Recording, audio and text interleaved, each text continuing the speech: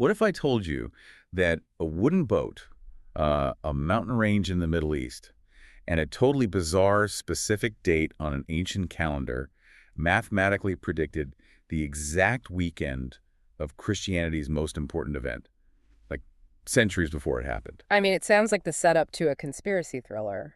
Or, just a massive historical coincidence. Right. But when you start stacking these coincidences on top of each other, dozens of them, hidden in a text that's thousands of years old, the math just breaks down.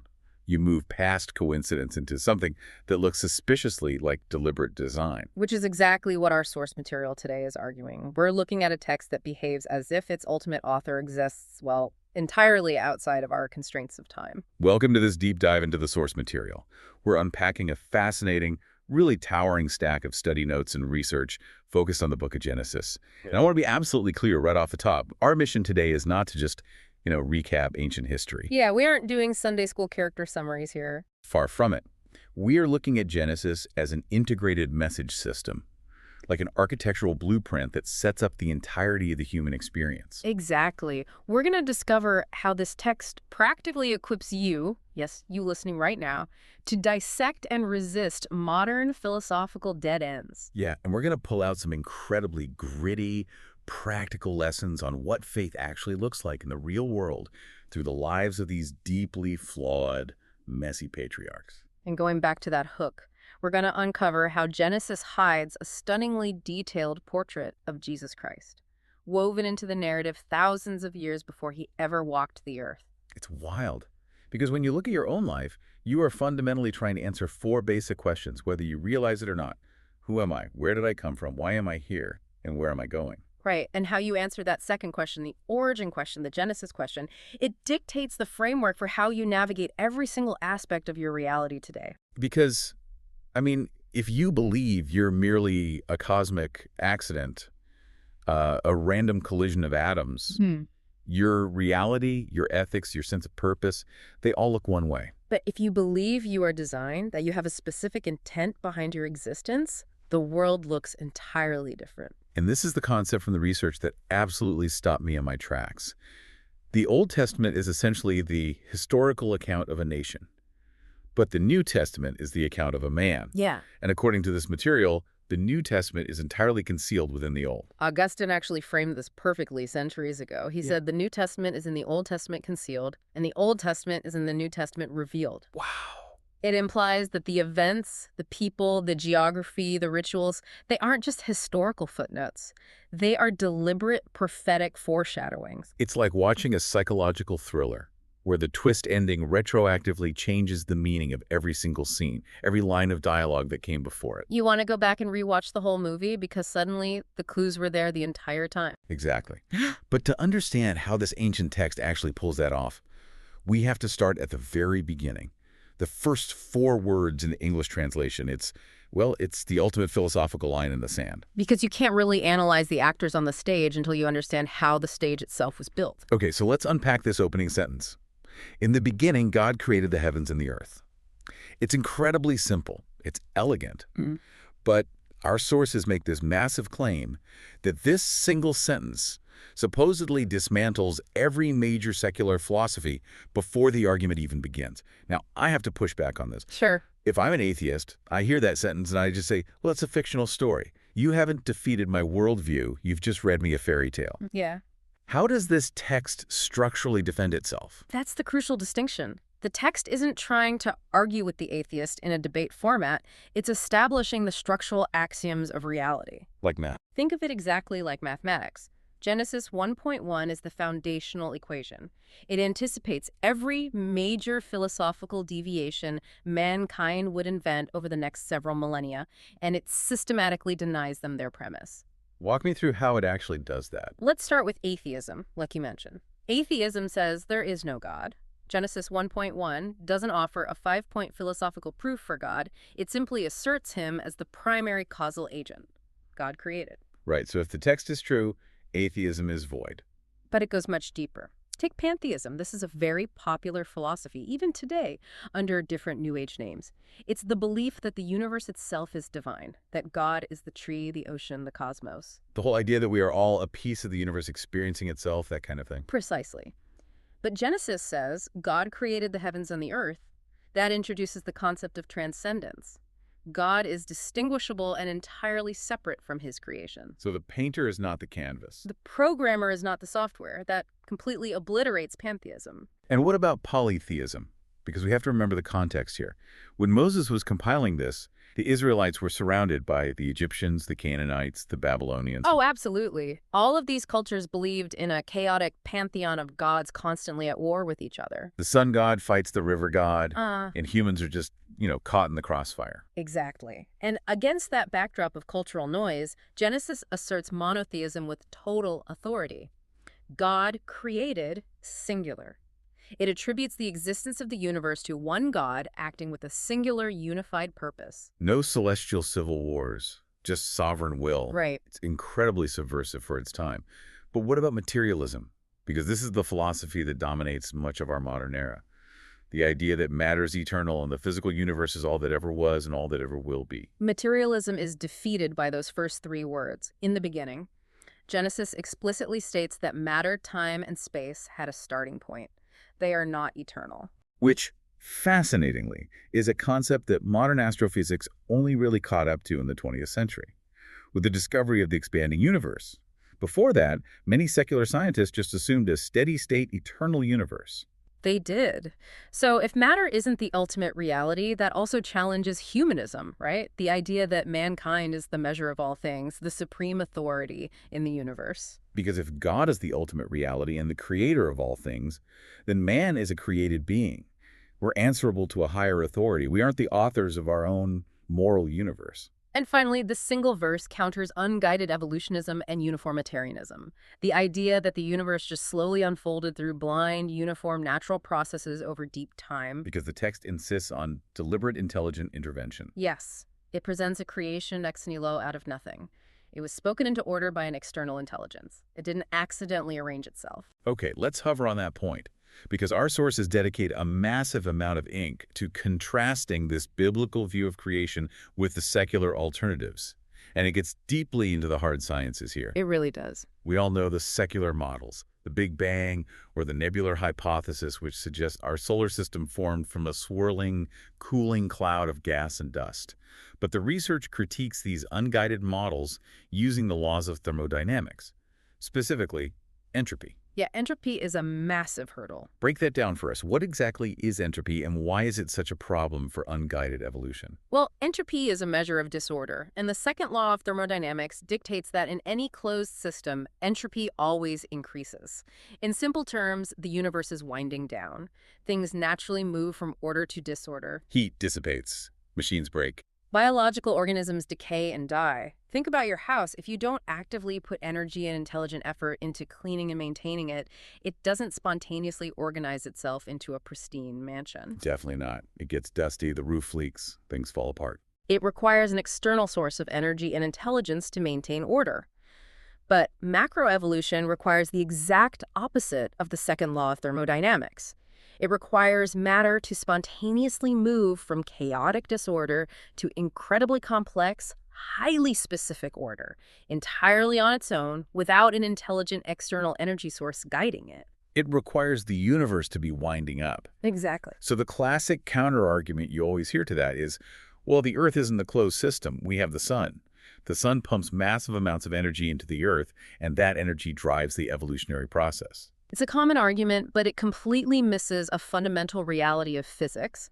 Raw energy alone does not create functional complexity. In fact, raw, unguided energy usually destroys complexity. How so? If you introduce raw solar energy into a system, say, leaving a plastic toy out in the hot sun, or ultraviolet radiation hitting a human cell, it breaks down the molecular bonds, it causes cancer, it causes decay. Right, to harness energy, you need a mechanism. You need a highly complex mechanism already in place, like the process of photosynthesis in a plant leaf. That captures the raw solar energy and converts it into organized, useful work. But where did the complex mechanism of photosynthesis come from in the first place? You can't use the sun to explain the origin of the very biological machines required to process the sun's energy. Precisely. That leads perfectly into an analogy in our sources that I thought was brilliant. We've all heard the traditional watchmaker argument. You're walking in the woods, you find a pocket watch lying on the ground, you open it up, see the gears, the springs, the perfect alignment. And you immediately know a watchmaker made it. It didn't assemble by a random collision of minerals over a million years. Right, the classic teleological argument. Design implies a designer. But the research takes this a massive step further, which just blew my mind. They compare the watch to the wrist it sits on. It's such a good point. Because a watch, for all its intricate gears, is actually a very simple, open-loop, dead mechanical system. But your wrist is a biological marvel. It has closed-loop feedback systems. It has veins constantly pumping nutrients. It has white blood cells autonomously identifying and destroying foreign invaders. And if you cut your wrist, it literally deploys cellular scaffolding to repair its own tissue. Exactly. It's essentially self-updating biological hardware. If the relatively simple dead metal of a pocket watch absolutely demands an intelligent designer, how could anyone logically conclude that the infinitely more complex, self-repairing biological system of the wrist was cobbled together by random chance? It's mathematically absurd. And this connects directly to information theory, which is where the modern scientific debate is truly centered. The source material presents an empirical test that sounds almost like a joke at first, but it delivers a devastating point about the origin of life. They call it the peanut butter jar test. I laughed out loud when I read this in the notes. Please explain the peanut butter test, because I need everyone to hear this. Okay, so the scientific term for life originating from non-living matter is abiogenesis. Unguided evolution fundamentally relies on the assumption that, at some point, lifeless chemicals spontaneously arrange themselves into a living cell. So the empirical test is simple. Go to the store and buy a new sealed jar of peanut butter. Okay, I'm with you. Inside that jar, you have matter. You have a rich soup of proteins, fats, and amino acids. You also have energy, as the jar is exposed to heat and light. So you have matter and you have energy. You open the lid. Does a new spontaneous form of life crawl out of the peanut butter? If it did, I would immediately burn my house down and never buy peanut butter again. We all would. The entire global food industry, every canning factory, every pasteurization process relies on the absolute scientific certainty that spontaneous generation does not happen. You cannot get life from just mixing matter and energy. So what's the missing ingredient? If matter plus energy doesn't equal life, what's the third pillar? The third pillar is information. To get life, you need the digital, complex, specified code of DNA. DNA isn't just a chemical. It is a literal language. It has syntax. It has an alphabet. It contains the instructions to build eyes, lungs, and neurological networks. And the foundational law of information theory, going all the way back to scientists like Claude Shannon, is that information only ever originates from a prior intelligence. Matter and energy cannot write code. Never. A random explosion in a printing press doesn't produce an encyclopedia. Wind blowing through a junkyard doesn't assemble a Boeing 747. And a warm puddle of chemicals, no matter how much lightning strikes it, cannot write the four-dimensional biological software of DNA. Code requires a coder. And when you zoom out from the microscopic code of DNA to the macroscopic scale of the universe, that coder seems to have fine-tuned our reality to an impossible degree. The sources bring up the anthropic principle. Yes. The anthropic principle is the observation by physicists that the universe appears perfectly, delicately rigged for human life to exist. There are hundreds of incredibly precise physical constants. The strength of gravity, the electromagnetic force, the ratio of electron to proton mass. They call them the dials of the universe. Right. And if you reach over and adjust any one of those dials by even a microscopic fraction of a percent, say, altering the strong nuclear force by 1 part in 10 to the 55th power, the entire universe collapses. Stars wouldn't be able to form. Carbon wouldn't exist. The universe would be a dark, lifeless void. It's like walking into a massive recording studio, finding a soundboard with 100 different sliders, all perfectly, exquisitely balanced to produce a symphony, and assuming the studio cat just happened to walk across the board and step on the exact right sequence of knobs. It strains credulity. So when we absorb all of this, the information in DNA, the fine-tuning of physics, the philosophical defiance of the first verse, what is the ultimate conclusion the sources draw about the nature of God? The conclusion is that the Creator is completely outside of our time domain. We tend to think of God as just a really old guy with an infinite amount of time on his hands, but time itself is a physical property. It's intimately linked to mass and gravity, as Einstein proved. If God created the physical universe, he created time. Therefore, he sits outside of it. He's not bound by the timeline. He's looking at the whole parade from the Goodyear blimp. Exactly. And because he is outside of time, he is uniquely capable of writing a message into human history that declares the end from the beginning. He can embed authenticating watermarks into the timeline itself to prove that the message is from him. Which brings us to the tragedy of the fall. Because once this incredible, perfectly fine-tuned universe is established and humanity is placed in it as the image bearers, things immediately go wrong. Pass. In Genesis chapter 3, we see the rebellion of Adam and Eve, and this brings sin, death, and what the text profoundly calls the bondage of decay, which is essentially spiritual and physical entropy into the picture. The perfect system fractures. It's the ultimate catastrophe. The actors decide they want to overthrow the director. But the fascinating thing is that God doesn't just abandon the project. He doesn't wipe the canvas clean and start a new universe. Yeah. Immediately, while the dust of the fall is still settling, Genesis introduces a hidden blueprint for a rescue mission. God begins laying down prophetic breadcrumbs. In theological terms, the research refers to these as types or similitudes. Let's define that for the listener, because typology can sound like academic jargon. What exactly is a type in this context? Think of a type as a historical foreshadowing. It is a real historical event, a real person, or an object that God sovereignly orchestrates to serve as a prophetic picture. It's a three-dimensional model pointing forward to the ultimate fulfillment, which is the future Redeemer. Okay, here's where my mind was completely blown. Jesus himself actually told the religious leaders of his day, "Moses wrote of me." Now, Moses is the credited compiler of Genesis, but if you read Genesis cover to cover, the name Jesus never appears, not once. So how exactly is Christ showing up in these ancient narratives? The sources detail 7 specific, stunning typological events and figures early in Genesis where Christ's life, death, and mission are clearly foreshadowed. And it starts immediately after the fall, Genesis 3.15. Theologians call it the proto-evangelium, the very first gospel. Set the scene for us. God is handing out the consequences. Right, God is pronouncing judgment on the serpent, on the woman, and on the man. But tucked right into the middle of the curse on the serpent is an incredible promise. God tells the serpent that the seed of the woman will crush the serpent's head, while the serpent will only bruise his heel. The seed of the woman. That phrasing always struck me as odd because in every biblical genealogy and all of ancient Near Eastern literature, ancestry is traced through the male line, the seed of the man. Exactly. Biologically and culturally, referring to the seed of the woman is an anomaly. This is a subtle, incredibly early hint at a virgin birth. It's a promise that a coming Redeemer will be born of a woman without a human father. He will take a painful blow, the bruising of the heel, representing the crucifixion. But in doing so, he will deliver a fatal, crushing blow to the head of evil itself. The ultimate Pyrrhic victory for the serpent. That's the first type. But the very next one happens just a few verses later in Genesis 3.21, the garments of skin.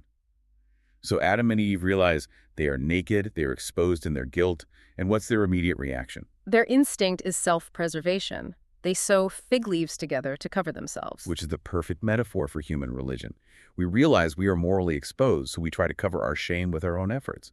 We sew our little fig leaves of good deeds or charity or philosophy, hoping it's enough to cover the guilt. But the text shows us it's entirely inadequate. Fig leaves dry up and blow away, so God steps in. He strips away their human works, and he clothes them with coats made of animal skins.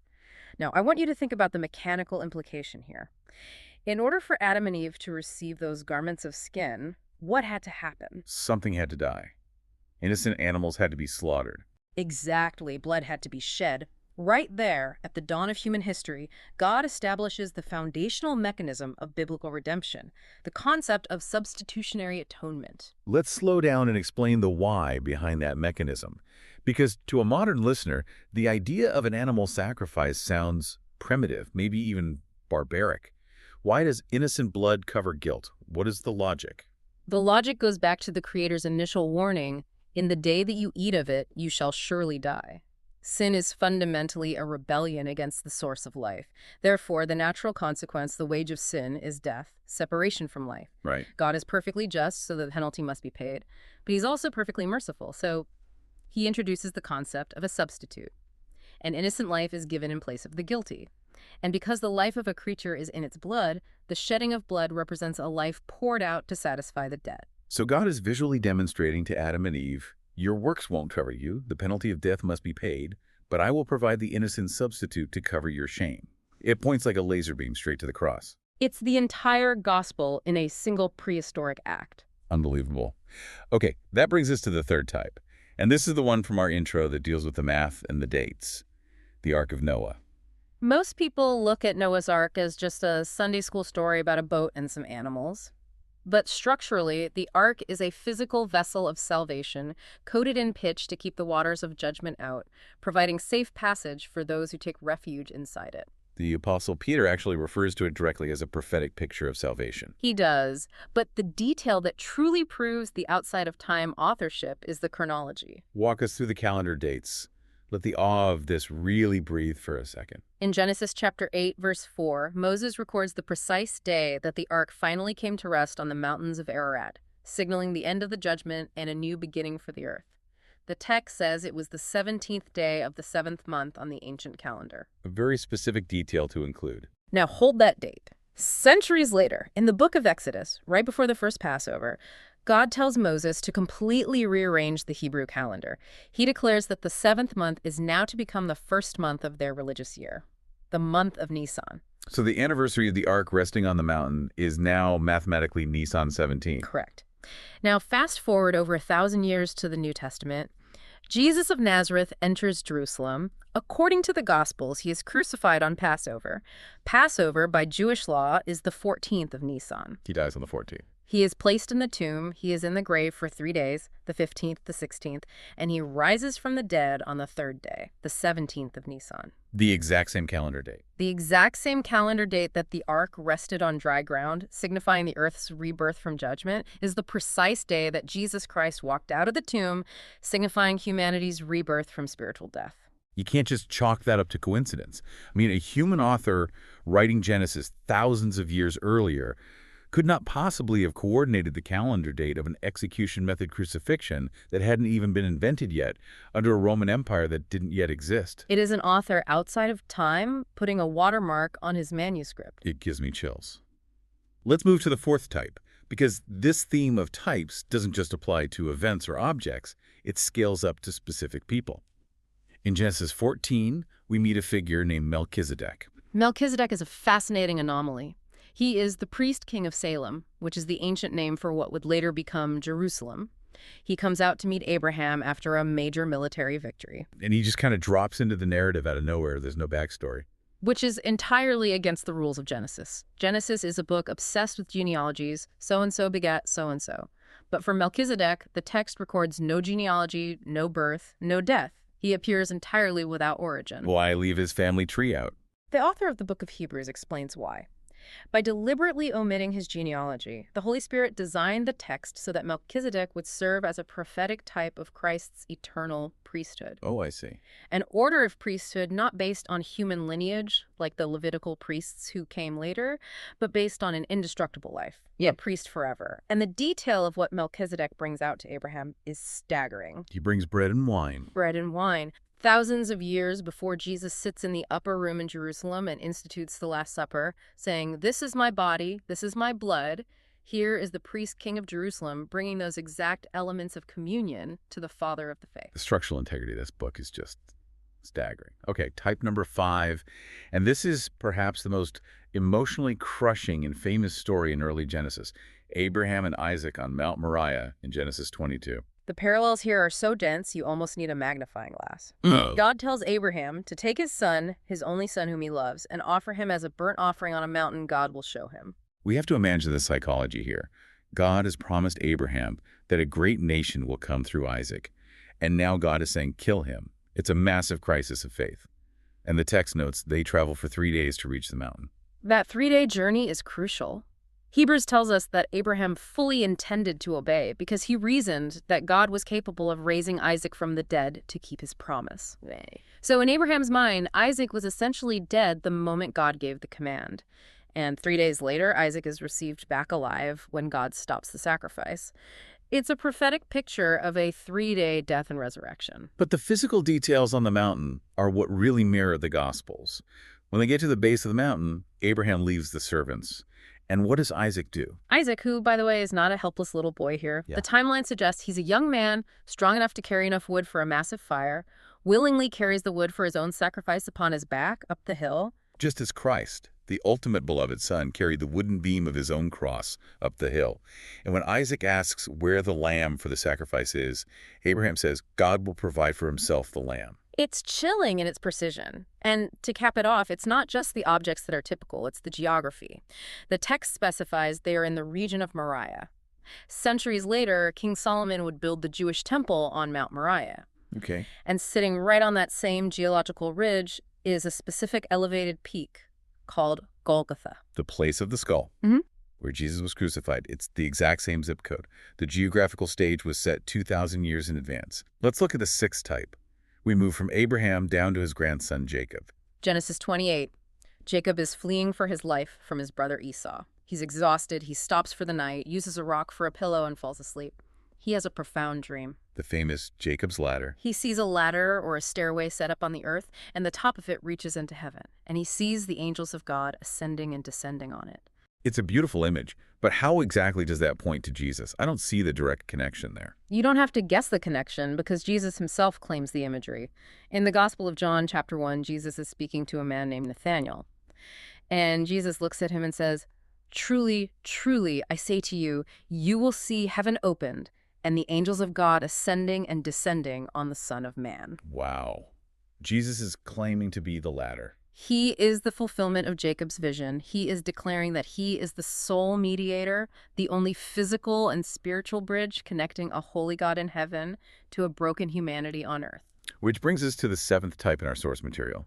We've looked at events, objects, geography, and individuals. Now we look at the royal lineage, Genesis 49:10. Jacob is at the end of his life. He is an old man lying on his deathbed in Egypt, and he is pronouncing prophetic blessings over his 12 sons, who will become the 12 tribes of Israel. When he gets to his son Judah, he makes a massive structural decree. He says, "The scepter shall not depart from Judah, nor a lawgiver from between his feet, until Shiloh comes." A scepter is the symbol of royal, kingly authority. Jacob is prophesying that the right to rule will reside permanently in the tribe of Judah, and he says it will remain there until Shiloh comes. Shiloh. The word Shiloh translates roughly to "he to whom it belongs" or "the peacemaker." It's an ancient, universally recognized messianic title. So it establishes the precise genetic lineage that leads directly to King David and ultimately to Jesus, who the book of Revelation calls the Lion of the tribe of Judah. Exactly. So if you step back and look at these 7 types, you realize these are not retrofitted interpretations by overeager Christians centuries later. These are structural, narrative, geographic, and chronological design features planted in the text thousands of years in advance. It's indisputable evidence of a master architect. But here's the profound irony that our source notes pivot to next. While these prophetic pictures, these types, are utterly flawless in their design, the human men used to paint them were anything but flawless. This brings us to section 3 of our deep dive, the patriarchs. God entrusts this massive cosmic rescue plan to a very specific and deeply, shockingly flawed family line. And this is where the text gets incredibly practical for you and me, because I think we have a tendency to view these biblical figures like marble statues. We call Abraham the father of the faithful. But if you actually sit down and read his story without the Sunday school filter, the guy is a mess. He really is. He repeatedly lies about his wife to foreign kings to save his own skin, letting her be taken into their harems. And when God promises him a son, and he gets tired of waiting, he tries to force the issue by sleeping with his wife's servant, Hagar. I have to ask, how is this guy the model of faith? Because the Bible, unlike almost every other ancient religious text, is ruthlessly, brutally honest about human nature. It doesn't sanitize its heroes. Abraham's journey is a masterclass on the internal war between the flesh and the spirit. Unpack that dynamic for us, because that tension seems to define his whole life. The sources highlight this perfectly with his 2 sons, Ishmael and Isaac. Ishmael is the son produced by Abraham's own scheming, his natural strength, his flesh. He tries to assist God to make the promise happen on his own timeline. Right. Isaac, however, is the son produced entirely by divine promise, born miraculously when Abraham and Sarah were practically ancient, representing the spirit. And whenever we try to use our human efforts, our human scheming, to assist divine promises, we just create a colossal mess. The conflict between the descendants of Ishmael and Isaac is literally still dominating global headlines today. Exactly. But the theological hinge of Abraham's life, and really the anchor of the whole Bible, happens in Genesis 15:6. This is before Isaac is born. God takes Abraham outside in the dark, tells him to look up at the stars, and says, "So shall your offspring be." And he has no evidence at this point. He has no evidence. He has no son. He's an old man. But then the text gives us this incredible verse. He believed the Lord, and he counted it to him as righteousness. That is massive. That is the foundation of justification by faith. Completely apart from works. Notice what Abraham didn't do. He didn't offer a sacrifice right then. He didn't recite a creed. He didn't perform a ritual. He simply took God at his word. He trusted the promise. And God credited that trust to his spiritual bank account as perfect righteousness. And we see that faith eventually mature, because the Abraham who lied in Egypt out of fear is not the same Abraham who later walks up Mount Moriah. We talked about Isaac's sacrifice as a prophetic picture, but look at it from Abraham's perspective. When he leaves the servants at the bottom of the hill, what exactly does he say to them? He says, "I and the lad will go yonder and worship, and we will come again to you." He used a plural verb. It's the ultimate triumph of his faith. As we noted earlier, he reasoned that God could raise the dead. His faith had grown from a fragile, scheming reliance on himself to a man who could literally stare down death, confident that God's promise could not be broken. It's a progression, and that should give tremendous hope to anyone listening who feels like their faith is weak or prone to failure. God works with the progression. But if Abraham's flaw was fear and impatience, his grandson Jacob is operating on a whole different level of dysfunction. Jacob is fascinating. His name literally translates to heel catcher. In ancient idioms, it essentially means supplanter, or, more practically, a deceiver, a hustler. From the moment he is born, clutching his twin brother Esau's heel, his entire life is defined by natural ambition. He's always looking for the angle. He buys his older brother Esau's birthright for a bowl of lentil stew when Esau is starving. Later, he orchestrates a massive deception, putting animal skins on his arms to trick his blind, dying father Isaac into giving him the family blessing. He steals the blessing, and his brother essentially puts a hit out on him. So Jacob has to flee the country. He flees to his uncle Laban in Haran, and this is where we see the intense, poetic justice of God's discipline. Jacob, the master deceiver, finally meets his match. Laban is a bigger hustler than Jacob is. Laban completely outplays him. Jacob works 7 years to marry the woman he loves, Rachel, and Laban pulls the ultimate bait and switch. In the dark of the wedding tent, Laban substitutes his older daughter, Leah. Jacob wakes up the next morning realizing he's been conned. He gets a taste of his own deceptive medicine. And for the next 20 years, Jacob is manipulated, his wages are changed 10 times, and he is overworked by his uncle. But the defining moment of Jacob's life, and one of the strangest, most profound scenes in all of Scripture, isn't his conflict with Laban. It's when he is finally heading back home 20 years later, and he knows he has to face Esau, the brother who vowed to kill him. It happens at the river Jabbok, in a place Jacob names Peniel. He's terrified. He sends all his wealth, his wives, his children across the river ahead of him as essentially a human shield and a bribe. And Jacob is left completely alone on the riverbank in the pitch black. And then, out of the darkness, someone shows up. He is attacked. He wrestles all night with a man. But as the dawn breaks, the text makes it clear, and theologians confirm, this was the angel of the Lord. What we call a Christophany, a pre-incarnate physical manifestation of Jesus Christ. Explain that term for the listener, pre-incarnate appearance. How is Jesus showing up as a wrestler in the Old Testament? The term angel of the Lord in the Old Testament almost always refers to the second person of the Trinity appearing in physical temporal form before his actual birth in Bethlehem. God stepping into the timeline to interact directly with humanity. So Jacob is literally in a fist fight with God, and he's fighting with all his natural fleshly strength. He is trying to wrestle a blessing, guarantee of safety, out of God. Because that is the only way Jacob knows how to operate. Struggle, scheme, overpower, find the leverage. But God knows that if Jacob goes to meet Esau the next day operating in his own fleshly strength, he will be slaughtered. Jacob has to learn that he cannot scheme his way into God's provision. So how does God break the hustler? He physically breaks him. The angel reaches out and touches Jacob's hip socket, instantly dislocating it. Suddenly, Jacob's strength is entirely gone. He's crippled. He can no longer fight. He can no longer wrestle. All he can do is cling. He wraps his arms around the angel and says, "I will not let you go unless you bless me." It's a total paradigm shift.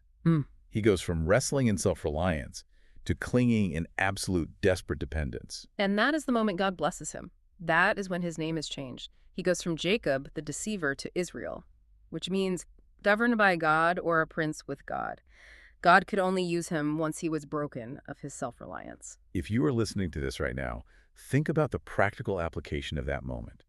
How many of us are exhausting ourselves, wrestling with our circumstances, trying to force our own outcomes, trying to scheme our way to security? The sources draw a brilliant connection to what happens immediately after this.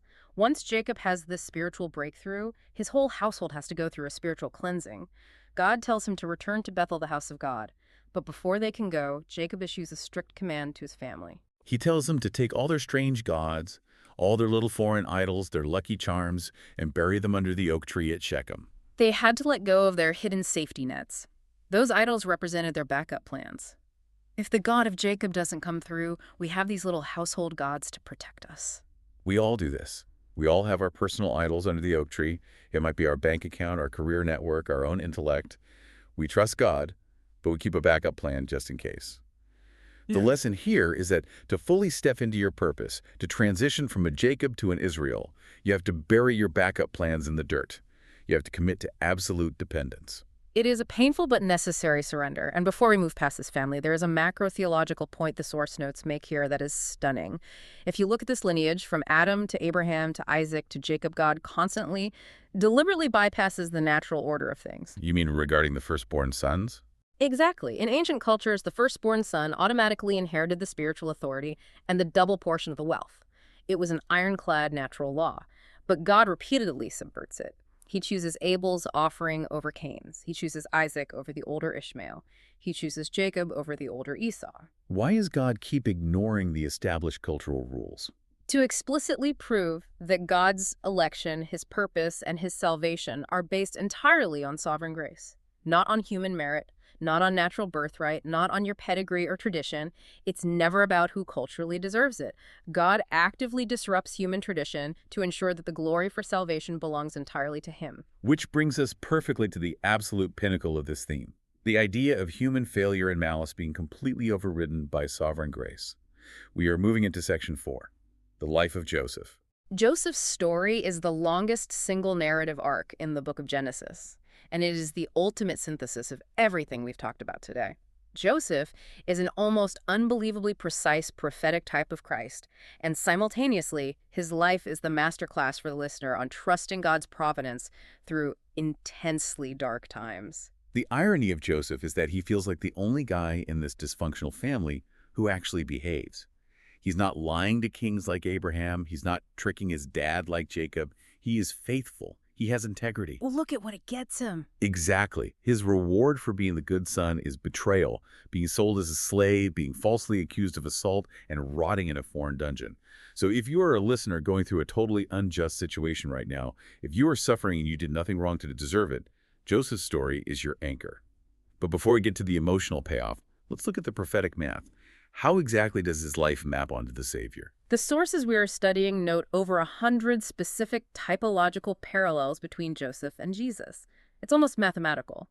Let's walk through the major milestones. It starts at home. Joseph is the beloved son, loved uniquely by his father, and given a coat of many colors, a mark of distinction and favor. But his brothers absolutely despise him. They hate him for 2 reasons. They hate him because of his words. He shares prophetic dreams where they're bowing down to him, and they hate him simply because of who he is, the chosen one. Just as the religious leaders of the first century hated Jesus, they hated his teachings, his claims of authority, and they hated his identity as the unique son of the Father. The parallel continues. Jacob, the father, sends Joseph out of the safety of the valley of Hebron to go seek the welfare of his brothers who are out shepherding the flocks. He leaves the father's side to go to his brethren. And when his brethren see him coming from afar, their immediate response is to plot his death. Here comes the dreamer, let's kill him. They violently strip him of his robe of distinction, and they cast him into a pit.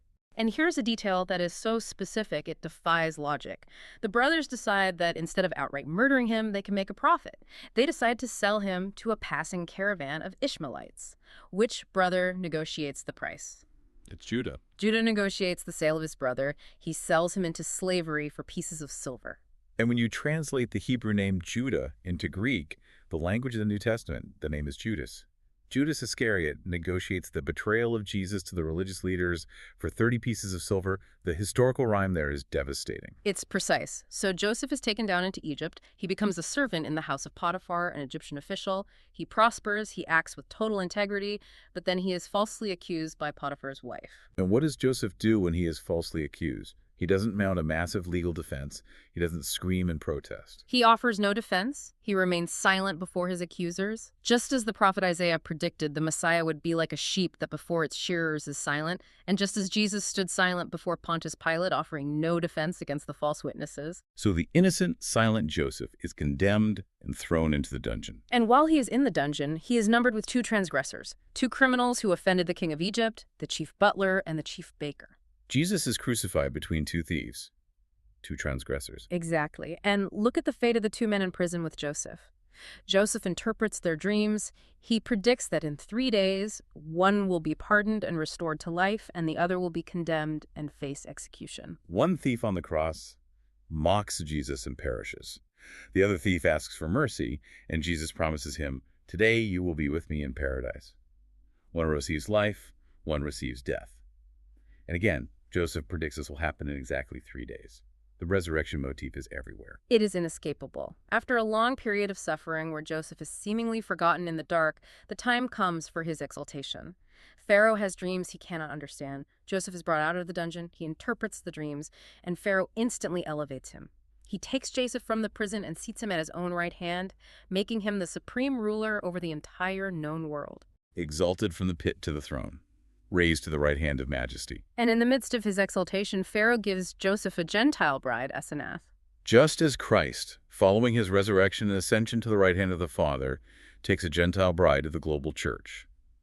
But what is the ultimate purpose of Joseph's exaltation? Why does God put him on the throne of Egypt? Because a global famine hits. A devastating 7-year famine that threatens to wipe out humanity. The whole world is perishing. But because of God's providence, Joseph had stockpiled the grain. Joseph alone possesses the resources to save the world. He dispenses the bread of life to a starving, dying planet. He becomes the literal savior to all peoples, both the Egyptians, the Gentiles, and eventually his own Hebrew family. It is breathtaking when you step back and see the entire architectural structure laid out like that. But as we mentioned, there is a deeply human, emotional climax to this story that packs just as much theological weight as the prophetic parallels. Because eventually the famine drives his brothers, the very men who plotted his murder and sold him down into Egypt looking for food. And they don't recognize him. He is dressed like an Egyptian prince. He speaks to them through a translator. He is completely unrecognizable as the teenage boy they threw in a pit 20 years earlier. But Joseph recognizes them, and he puts them through a series of intense tests. He keeps one brother hostage. He demands they bring their youngest brother, Benjamin, back to Egypt. He is testing them to see if their hearts have changed. He wants to know if they're still the same treacherous, selfish men who sold him, or if they have learned loyalty. He specifically targets Benjamin, Jacob's new favorite son, to see if they will abandon him the way they abandoned Joseph. And Judah, the same Judah who sold Joseph, steps up and offers to lay down his own life, to become a slave in Benjamin's place so the boy can go home to their father. He demonstrates substitutionary sacrifice. It breaks Joseph. He sees the repentance. He cannot hold his emotions in any longer. He orders all the Egyptian guards out of the room. The text says he wept so loudly that the Egyptians outside heard it. And he looks at these terrified men, and he drops the Egyptian facade, and he says in Hebrew, "I am Joseph. Doth my father yet live?" You have to try to imagine the absolute paralyzing terror of his brothers in that split second. The brother they condemned to slavery, the blood on their hands, is now the most powerful man on the face of the earth. He can have them executed with a blink of an eye. They are completely at his mercy. But Joseph doesn't call the executioners. He forgives them. He embraces them. And in doing so, he delivers what I believe is the theological peak of the entire book of Genesis. It's found in Genesis chapter 50, verse 20. He looks at his trembling brothers and he says, "As for you, you meant evil against me, but God meant it for good, to bring it about that many people should be kept alive as they are today." You meant it for evil, but God meant it for good. I want every listener to let that phrase sink into your bones. This is the ultimate anchor for anyone facing tragedy, injustice, or suffering. It is the Bible's clearest, most profound statement on the doctrine of divine providence. And I want you to notice the specific verb Joseph uses. Notice what he doesn't say. He doesn't say, you meant it for evil, but God turned it to good, as if God was caught off guard by their sin and had to scramble to enact a plan B. He says God meant it for good. God intended it. That's a heavy concept. Are you saying God authored the evil of the brothers? Not at all. The brothers acted entirely out of their own free will, out of their own jealousy and malice. They are fully culpable for their sin. But God's sovereign providence is so infinitely massive, so utterly outside of our temporal limitations, that he does not merely react to human sin. He providentially orchestrates human failure, betrayal, and tragedy, incorporating the free choices of wicked men to accomplish his ultimate plan of salvation without ever violating their free will or being the author of the evil itself. God factored their betrayal into the rescue plan. From the violence of the pit, to the false accusations in the bedroom, to the despair of the prison, God was steering the ship through the storm of human malice to get Joseph to the palace at the exact moment the world needed a savior. Which perfectly mirrors the cross. The betrayal of Jesus, the unjust trial, the crucifixion, these were acts of profound human evil. Yet Acts chapter 2 says Jesus was delivered up by the predetermined plan and foreknowledge of God. The greatest evil in human history was the very mechanism God meant for the greatest good, the salvation of the world. It's all connected. From the macro creation of the universe out of nothing in Genesis 1 to the intimate, tear-soaked reconciliation of a broken, toxic family in Genesis 50, the book sets the stage for absolutely everything that follows in human history. Which brings us to the close of our deep dive today. Let's summarize the immense ground we've covered. Our primary takeaway is that the book of Genesis is absolutely not a collection of disconnected ancient campfire myths. It is an intensely integrated, highly sophisticated architectural blueprint. It gives us the intellectual framework to reject false modern philosophies, whether it's atheism, materialism, or unguided evolution, right from the very first verse. It provides the gritty, unvarnished honesty to see our own flaws and struggles mirrored in men like Abraham and Jacob. It teaches us that authentic faith isn't about perfection. It's a messy, lifelong journey of burying our idols and learning absolute dependence on grace. And, perhaps most awe-inspiring for the reader, it allows us to see the vivid shadow of Jesus Christ cast across the text thousands of years in advance. From the wood carried up Mount Moriah, to the bloody animal skins in Eden, to the life, betrayal, and exaltation of Joseph. It is a message system of unparalleled design, stamped with the watermark of a creator who operates entirely outside of time. And as we wrap up, I want to leave you, the listener, with one final provocative thought to ponder as you go about your week. The Bible begins here in Genesis with a garden. A man and a woman rebel, sin enters the world, and they are driven out. And as they leave, access to the tree of life is blocked by a cherubim wielding a flaming sword. The ultimate closed door.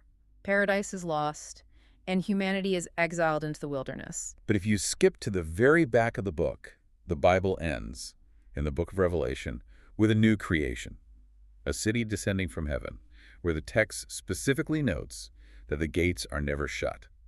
And standing in the middle of the city is the tree of life, freely available for the healing of the nations. The devastating conflict introduced in the very first chapters of the first book is explicitly, perfectly resolved in the final chapters of the final book. Exactly. Penned by dozens of different authors, living on different continents, writing in different languages, spread over thousands of years of human history. If the first book perfectly sets up the conflicts that are explicitly resolved in the final book, what does that tell you about the true author's relationship with time itself? It's something to think about as you navigate the complexities of your own timeline today. Thanks for joining us on this deep dive.